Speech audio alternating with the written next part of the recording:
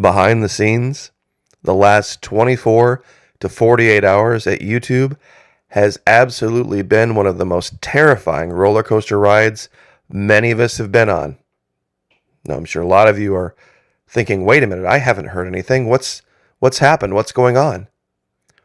Well, thousands and thousands and thousands of channels, for no reason whatsoever, had their entire monetization suite just disappear from YouTube Studio, where you edit your videos and you add in the option of putting ads on your videos where you get paid. It just disappeared. People were uploading videos that they had put weeks and weeks of effort into, and some had spent a great deal of money preparing, and all of a sudden they couldn't monetize. And they were terrified.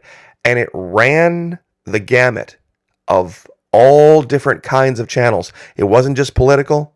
It wasn't the controversial, edgy types. It was everything. And it was just gone, and there was no explanation whatsoever from YouTube until people started reporting it. You see, life as a YouTuber can sometimes be a bit of a minefield. Sometimes we don't know. We'll lay in bed at night and wonder, should I have said that? Maybe I should have phrased this differently. Oh, a couple weeks ago I talked about this. Maybe I shouldn't have done that. You do. You lay in bed at night wondering if you're going to be the next one on the chopping block. Now, that's very common if you run a channel that's on the edge, so to speak, that talks about things that are controversial. But what happened yesterday happened to the doggy and kitty channels, to the cooking channels, to all of the innocuous stuff. It happened to everybody, and it was random. But it's a great teaching opportunity because as of right now, the problem has been fixed. It was basically a glitch in the engineering department, and they've gotten most of it fixed. But let me show you this. This is my history page. Tyrone Magnus, Archer Rail, Jake Bro, Drunk 3PO, Tom Grossi, Squirrel Tribe, Coffee Programmer, Economic Prepper, Tiana Perry, How To Channel. All of them.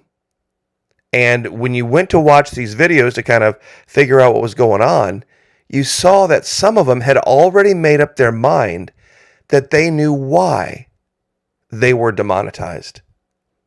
Especially these two. In fact, this cat, Archer Rail, I think that's Rehi, R-E-H-I, I guess, Rehi. He raked in thousands and thousands of dollars on the pity party. And it had nothing to do with the fact that he covered the war. And this guy actually covers this guy's video talking about the same thing. And there are many other channels, but it's a great teaching opportunity in psychological operations. It happened to me. The reason I'm covering it is it happened to me as well. And I was sitting there just dumbfounded. I had no idea why. And I sat for hours and wondered what it was. And I started looking around. I'm like, oh, it's not just me. Before I jumped to a conclusion about what the reason was, I took a breath and I waited. But some people couldn't wait to get on YouTube and start proclaiming they knew. And this is what they call false cause fallacy. Presuming that a real or perceived relationship between things means that one is the cause of the other. It's also called causation correlation. This is the example they use when they teach this. It's ice cream sales and shark attacks. Clearly, sharks are driven to people who eat ice cream because ice cream sales go up, shark attacks go up. Therefore, one leads to the other. It's not just the fact that it's warmer in the summer and people are eating ice cream and they're also swimming in the ocean. See, correlation is not causation. This is the comedic version. It's called the upturned microscope, logic fallacies in the lab. Of course, the green guy says, I know what's wrong. Whenever I do this experiment, it fails. Therefore, I am the problem. His friend, the logical one, now don't be absurd. Your delusions are And then, of course, the guy ends himself. before he even has a chance to look at any other possibility. Now, that by itself would be dangerous enough. But then when you add in another one called the just world hypothesis, that's when people really lose their stuff. It's the assumption that the world is fair, and therefore people get what they deserve, and they deserve what they get. In orientation, sometimes that leads people to disparage victims. A world where hard work and clean living always pay off, and where laziness and a sinful lifestyle are to be punished. To believe otherwise is to concede that we too are vulnerable to the cruel twists and turns of fate. A great example of this is when I was talking about how the end of the world might lead to or end of the world as we know it, shit it's the fan situation, might lead to a rise in prostitution. Man, people came back and said, well, you're just going to get mugged and killed and beat up, and as if people don't get mugged and killed and attacked and beat up when they're not engaging in prostitution. Well, yeah, but it's more likely. Tell that to the people that weren't. Tell that to the people that were behind locked doors and they didn't go walking through bad neighborhoods and they did everything right and somebody still attacked them. You see, it doesn't work that way. You see, sometimes bad things just happen. And sometimes things happen that we assume are bad that aren't. You see, you take that and you put that with causation and correlation, all of a sudden you're on a slope of mental collapse that it's almost impossible to stop unless you can be trained and read in these things. The next thing that'll happen, confirmation bias. Meaning if you believe you're a victim of something and you believe the just world hypothesis that somebody's just picking on you, you're going to go try to find evidence to back that up. Fundamental attribution error, attributing people's behaviors to their characters and justifying your own behaviors to situation or context. Meaning everybody else deserves what they get, but not me. And then, of course, availability heuristic, evaluate, decide based on data anecdotes that can be recalled right now. People would say, oh, I remember back in 2017 when they did this mass wave of demonetization, and this was why, so therefore I'm right. And it goes on and on and on and on and on. It's the idea of reacting to everything emotionally instead of taking a breath and saying, now, wait a minute. It would be easy and popular to believe this and react this way. But is this really the truth? Do I have proof for it? This is one of my favorite images of a bunch of non-faced people saying, look at all these other people, glassy-eyed automatons going about their daily lives, never stopping to look around and think, I'm the only conscious human in a world of sheep. Now think about this for just a minute. How would that fare in an election, in a popular election? Think about the last election.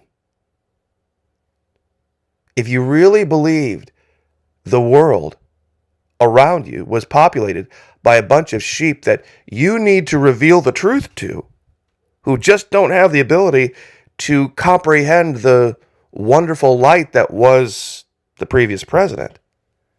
If you're the only one and everybody else is sheep, how does that work in a popular election? Of course, the sheep are always going to win. The sheep are always going to win. Every single time. So, this has been a wonderful, wonderful opportunity, even though it was a little dicey there for, I'd say probably, at least for me, 36 hours. It's proof, positive, that everyone is susceptible to this idea of psychological manipulation, psychological operations. I don't think YouTube was doing anything nefarious whatsoever. It was a glitch. But when a glitch happens on a platform with the scale of YouTube, it's going to lead to all sorts of people having all sorts of crazy ideas.